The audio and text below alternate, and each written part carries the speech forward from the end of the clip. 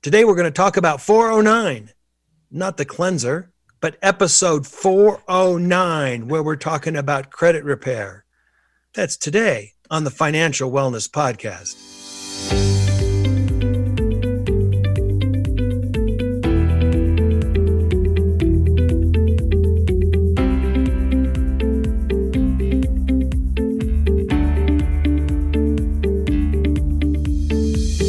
Welcome to the Financial Wellness Podcast, Dave's weekly message to keep you on your path to the financial success. Here is your host, financial problem solver and talk show host, Dave Hagan. Hello, everybody, and welcome to this week's edition of the Financial Wellness Podcast, or the TFWP, as we like to talk about it. We're coming to you again from 4 different locations using Zoom. And I got to tell you, we've learned how to use not only backgrounds, but digital screens. So I got a pirate hat on.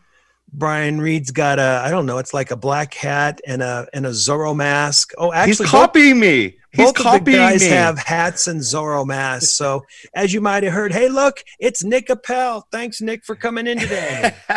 Hey, guys. Good to see the Roundtable again.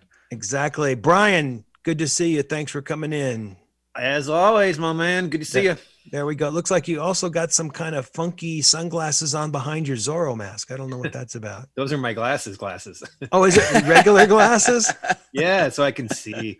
I like it. If we have a little bit more stimulation among the three of us while we're doing the podcast, I think it leads to a more interesting kind of podcast. There it is. Now Brian's got red and green 3D glasses on. I like it. But even more importantly, today I want to talk about credit repair. And as you might know, if you're a consistent listener, I am not a fan of credit reporting. I'm not a fan of credit reports, and I'm probably not that big of a fan of credit repair. I think that the retailers sell us on its importance, and it's really not that important. And I think they've got us chasing false gold, because you really don't need good credit if you're following our financial plan. And for those of you that are following our plan, good credit's usually the result anyway. So what is our plan? Well, I'm glad you asked, because we talked about this on the very first episode 4 years ago, and we've talked about it a couple of times since. And I'm going to ask the guys here, what are the 5 steps to financial wellness? Number 1. Get rid of the cards. I like it because people tend to spend 12 to 18% less if they're going cash or debit and not using a card. Number 2. Know your flow. I like it. Know what's coming in and out every month. Try and create a gap, because it's that gap between income and expenses that is going to allow you to do the things that you want to do and get to your financial wellness destination.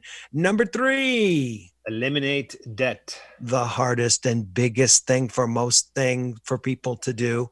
Hard to do that. In fact, we spent 3 episodes talking about different ways to eliminate debt, and the fact that paying minimum monthly is a fool's errand. Number 4. Emergency fund, as we just spoke about last week, Dave. You brought this up at the end of the show, right? You gotta have that emergency fund. Yeah. We talked about it in an early show. We talked about it about a year and a half ago. We talked about the joy and satisfaction of having an emergency fund of how many months? Do you guys remember? 6. Yep, 3 to 6, actually. Brian likes a little more security than your average bear. Coming from the risky guy of this podcast, I would say 9. 9 months. Well, that's because you're doing like trading and doing a whole bunch of stuff, and you need to have some security blanket. Dave, I cannot stop laughing. Your pirate hat just has me cracking up right now. I'd be hardy. Emergency fund. And yet the thing that I think is really interesting in this day and age, emergency fund 3 to 6 months. And now we've been in the coronavirus mode for almost a year. So even the people that did it right, who had 3 to 6 months, remember we talked to a millennial about 6-8 months ago, and she had put together 6 months and calculated that she would be able to last through November of 2020. And we're all way past that. So even people that did the right thing, that had everything together, are now stretched out past the normal guidelines. Fortunately, episode before last, we talked about a ray of hope on the horizon. Maybe we're reaching herd immunity, but this emergency fund is a critical thing and provides an awful lot of joy and assurance to people. And then number 5. Who wants to take number 5? I got it. 15% retirement. Got 15% to Does that retirement. say 50% to retirement? No, 15%. 15%. Now, if you listen to Elizabeth Warren's book, who talks about the 50-30-20 plan, which is 50% to needs, 30% to wants, and 20% to retirement, she recommends a little higher amount. You remember Elizabeth Warren, now senator from Massachusetts, formerly a proponent of the Financial Consumer Protection Board, and before that, a professor at Harvard, and before that, she was writing self-help financial books. So we got to love where she came from. We got to love that. But 15% to retirement is a good idea, because who can you not count on to live when you retire? The government. Even now, they're admitting on the website that Social Security is only going to pay for 40%, only 40%. So we got to do our own retirement, folks. So those are the 5 steps to financial wellness. But notice, none of these talk about good credit. Which one talked about good credit, guys? None, because if you're following those steps, you don't need it. I know a very wealthy guy who pays for everything for cash. And all his real estate, yes, his real estate, his cars, everything, he pays cash. He doesn't even have a credit card. I think he carries a debit card, but he doesn't even have a credit card. And if he wants something, he saves up for it. He doesn't have a credit rating. But Dave, the rewards. Now, we spent shows talking about that too, and that's all well and good, but rewards. It's $50 here and $50 there. That's not going to work. And yet they sell us on it over and over and over again on the TV. Amex Black. Right. But this guy that I'm thinking about, he probably couldn't even borrow any money unless he was going to pledge one of his assets, and he doesn't want to do that. And he tells a story about when he went and pulled a credit report and there was no information. No one would loan him money because he didn't have a credit rating. And yet he had a balance sheet that would choke a horse. Isn't that interesting? So interesting to me. On the other hand, someone will need good credit maybe when they go to buy their first house. So maybe a good credit rating is marginally beneficial if they go to buy some insurance or a job. So I guess there's some limited, distant, small need for a good credit rating, even though I think we spend way too much time thinking about it and talking about it. And then finally, people ask me all the time about credit repair. And so I thought we'd spend some time talking about it, even though I'm not a big fan. So let's start off with, what's a credit report? Well, a credit report is really a dumping ground for information. It's a trash can, I think, for information. Credit sources dump their information about you with 3 companies, Equifax, TransUnion, and Experian. And they basically just upload large amounts of data to these companies. Now, a good portion of this data isn't even accurate, but that's a whole nother discussion. These companies collect your personal information and they send it off to these 3 companies. And then these 3 companies link this information up with FICO, which generates then credit scores. So you've got 3 companies gathering the information, and you've got FICO providing a score based upon that information.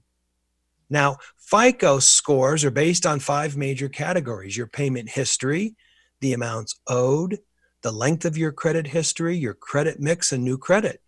And these all change over time, obviously. So your credit score will change over time. Bad habits, things that you do that aren't good, missed payments can sink it, which is why experts recommend that you constantly monitor, what's on your credit report. And you never know what's there, so you got to watch it. I remember one time we were having dinner and with the family, and I picked up, it was with my in-laws, and I picked up and the credit card was declined. And I thought, oh my God, what's going on here? So someone else, I think my father-in-law picked it up. So I went back to the office next day and I called the credit card and they said, well, all your lines of credit have been closed and da-da-da-da. And I go, well, what's the deal? And they said, well, you got a tax lien. And I went, oh my God, I don't owe any taxes. What's the deal with that? Well, it turns out that I represented somebody as their lawyer who owed some tax to the city. And some wise guy at the city put on the tax lien XYZ Corp, care of David Hagan. So someone at the credit reporting agencies thought, oh, this is a tax lien against David Hagan. And when all of the credit cards picked it up, they closed all the lines of credit. Dave, and I had no idea. Dave, I am so happy this is not about that one story where you told me where you went to Mexico and had that crazy weekend. Oh, and stop. That there was a tax lien on that. Stop. That's not even a story. Come on. So what's a good score? What's a good score? Well, according to Equifax, 580 to 699 is fair. 670 to 730 is good. 740 to 799 is very good. And 800 plus is, as Wayne would say, excellent. Loan brokers tell me that credit life really begins at about 700. So I think that that's important to know, because somebody says, hey, I got a 780. Well, okay, so that's pretty good.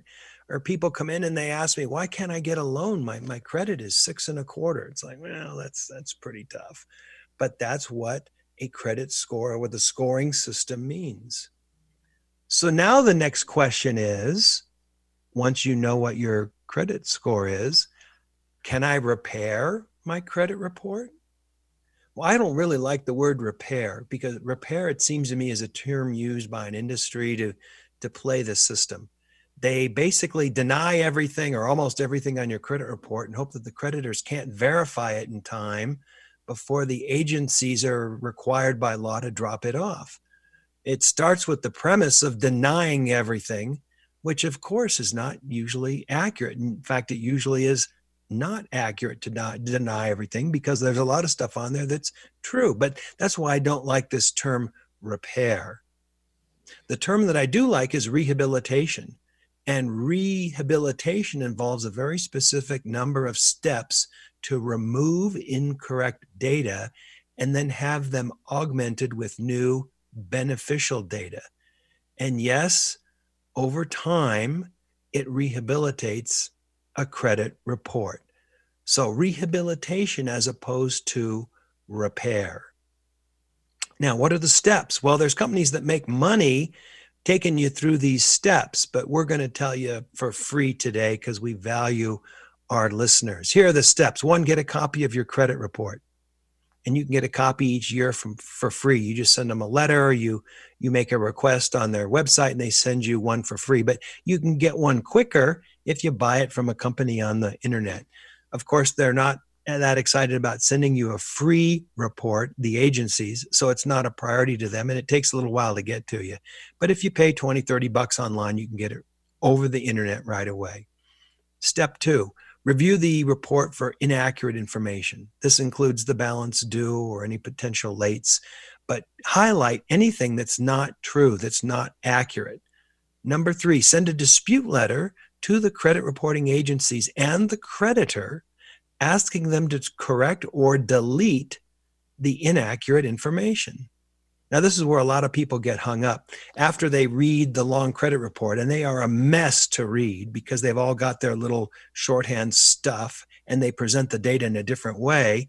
But someone has to sit down and write a letter disputing something inaccurate, and that's an impediment. Well, good news, everybody. The Federal Trade Commission has a dispute letter, a sample dispute letter on their website. And if you can't find it, send us an email. Go to thefinancialwellnesspodcast.com and send us a little email saying, hey, can I get a copy of the dispute letter? And I'll send it out to you. Now, Well, wait, Dave. Go ahead. They may get a mask too. Remember? They may get a mask. Yeah. From your office. From an Yeah. oh, that's right. We talked COVID about that time masks. before last. Yeah. Well, so people are going to be getting dispute letters. People are going to be getting these are masks that cover your face that say "Debt sucks." The Financial Wellness Podcast. So you can wear that through Home Depot, and people will look at you and go, "Yeah, debt does suck." But what is the TFWP? Or what if we make new ones saying, "I overcame debt"? I like that. Ask. Oh, how about this? I overcame debt. Ask me how. There you go. There you go. I like that. What a conversation developer, right? I like that. If you send us an email, we'll send you a mask or we will send you a dispute letter, whichever you like. How about that? Talk about full service here at TFWP, Now, when a creditor gets a dispute letter, or when a credit reporting agency gets a dispute letter, they send it out to the creditor and say, well, can you verify this?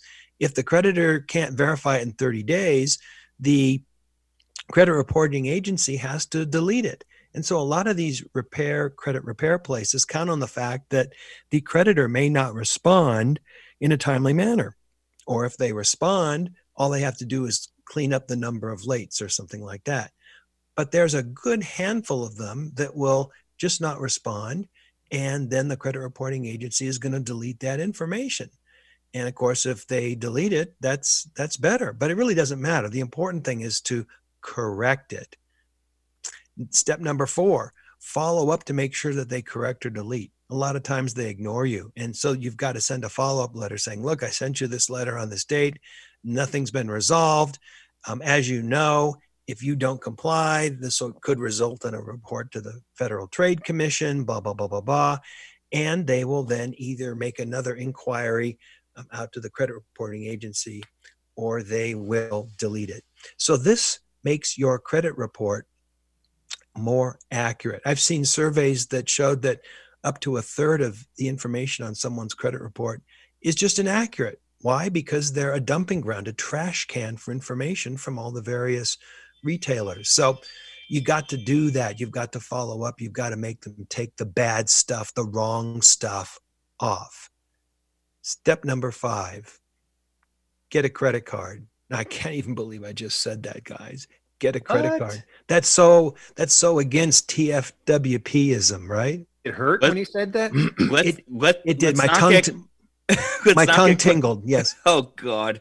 We're so tongue twisted right now because we have so many different opinions. But Dave, let's not get credit rewards, but let's get a credit card. Come on. Dave. Let's get a credit card. Choose one that promotes that they will report to all 3 credit agencies every month.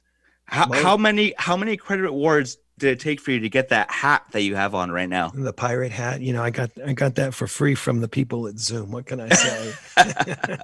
Boy, that pirate hat's freaking you out, isn't it? Yes. Nick's a little freak, but he's wearing a graduation banner. Not so fast, Sherlock. Not so fast. You still have one more set of exams. So get yourself a credit card and choose one that reports to every agency every month. A lot of times a credit card will not report to all 3 agencies, or they won't report every month. And the only reason you want the credit card is to get the good reporting. Even people with bad credit can get a card. They can get a secured credit card where you send them $400 or $500 and they give you a $500 or $800 limit.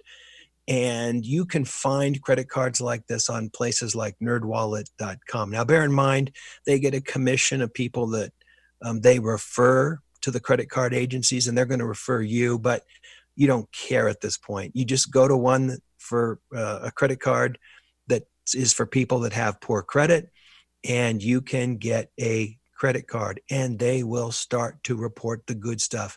And this augments the bad stuff. In fact, it almost starts to cover up the bad stuff. Every month, charge something and then pay it off immediately. Something small. Make it auto pay if you forget.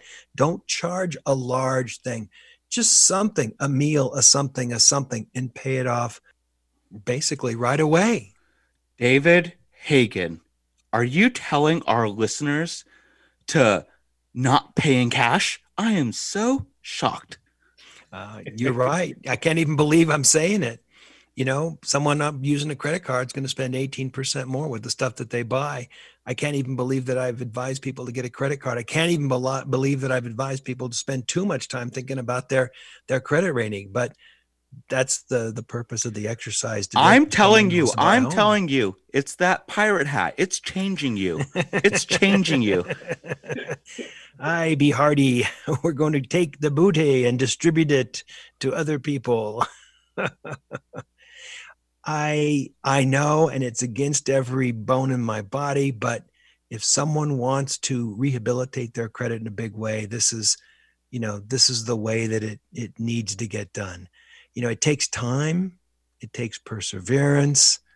You're dealing with a big bureaucracy, but it can get done. And like I said, I don't think it's a priority. I think the 5 steps to financial success are much more important. But if at some time in the next 5 years you think you might be buying a house, I think this is something that I would pursue. But only use that credit card for one thing every month. Only use it for something small. I mean, it's still not going to completely help you with the credit rating because you're not going to be hardly utilizing any of your available credit. And if they send you more credit card apps because your credit card or your rating is getting better, send those back. Don't do it, So I've got more extensive instructions on how to do this. I prepared a booklet, and the booklet's available to our listeners. I'll be happy to send it to you for free. Go to the website, thefinancialwellnesspodcast.com, and indicate that you're a listener, and we'll send it out to you for free. But if you don't indicate that you're a listener, there's a charge because other people pay for this. Just saying. So, Nick, I know what you're thinking. All of this free stuff. What's the free stuff that people can get with an email? They can get a mask. They can get a mask that says debt sucks. They can get a reply email from Nicholas Appel, the announcer. I like that. And they may even get on the show. Oh, they could even get on the show. They could ask a question and be on the show. They could get a dispute letter to send to a creditor as part of their credit rehabilitation program. Dave, I have no experience with dispute letters. That's all that's your business. That's what we do. That's what we do. Or they could get the more extensive set of instructions in a booklet called Credit Rehabilitation for free, while other people out there are paying for that. So think of this, all these benefits for being a listener of the TFWP, in addition to the plethora of entertainment that comes to all of our listeners. Dave, what do those credit repair companies charge, or how much do they make off of that? Well, there's a bunch of credit repair companies out there. I mean, there's people that make their living, and I know that's the case because I've seen listings on the internet and ads on the back of a smoky bus. So there's people out there doing this, but I mean, I don't recommend it because, like I've already said, I think that they employ methods that I don't appreciate. I think they employ methods that may not be all on the up and up. And perhaps even more importantly, when you can do it yourself instead of having someone do it, why not? And then take that money and put it into your savings or put it into your emergency fund or something like that. This is just, it used to be more difficult before word processing because you'd be typing up all these letters. Now you just download the letter from the FTC and you type in your specific information and you send out a letter and you put a little note on the calendar of when to follow up. It's not that difficult. You're just playing with the system. And to hire a company to do that, I've heard $1,000, $2,000. I've heard so much per disputed item that they get removed. I know people that have paid money to have it done, and then nothing happens, and now all they got is another dispute with a credit repair company. So I'm not a fan. But I suppose if someone was lazy and you wanted to check them out on Yelp and the Better Business Bureau and the Federal Trade Commission's website, you could do that and find someone who would send out this series of stuff. But yeah, I'm not really a fan. Besides, if it's just a couple of letters and remembering to do it, why wouldn't you do it first yourself and see what happens? You got Yeah, nothing to lose. I think so. You stand- Yeah, I think so. And to, get another credit card and just make sure that your payment history is showing up on your credit report. That's doable. I think the most difficult part is getting your credit report and reading it. Have you ever gotten your credit report, Brian, and looked at it? Oh, all the times working for you. Yeah. We're checking out. We needed, to know the client's credit cards that we had a list on the schedules. Yeah, so I had to read those all the time. They're a mess. What a mess. It's terrible. It's just terrible. You ever looked at your credit report, Nick? Yeah, I think I'm at a 1,000. I think I'm pretty good. Yeah. And then he woke up 1,000. 800 800 is about as good as it gets, everybody. Remember, so 1,000, that's as Nicolas Cage would say, that's high praise. Oh, I think that's all the time that we've got today. In closing, I don't like credit reports. I don't like credit reporting. I think it's a game. I think we're sold on this need to have a good credit rating. And unless you're going to buy a house in the next 5 years, I'd hardly think about it. But if you're going to buy a house next 5 years, maybe it's something that you can do. We've given you steps on how to do it. We've given you the opportunity to get a booklet on how to do it. And by the way, our booklet has the sample forms in there as well, and you can really do it yourself. But there you have it. That is credit reporting. And this is David Hagan. And you've been listening to the Financial Wellness Podcast.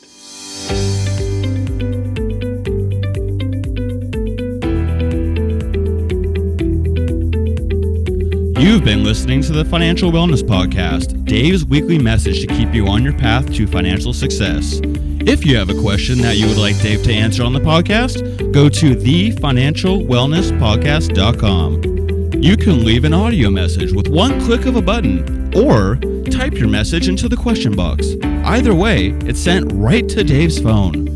Remember, Dave will randomly draw from the submitted questions and pick the winner of a free 1-hour personal conversation with Dave to help you achieve your financial goals. Don't forget to subscribe to the podcast so you receive the new episode notifications, or share the podcast via the app with your family and friends.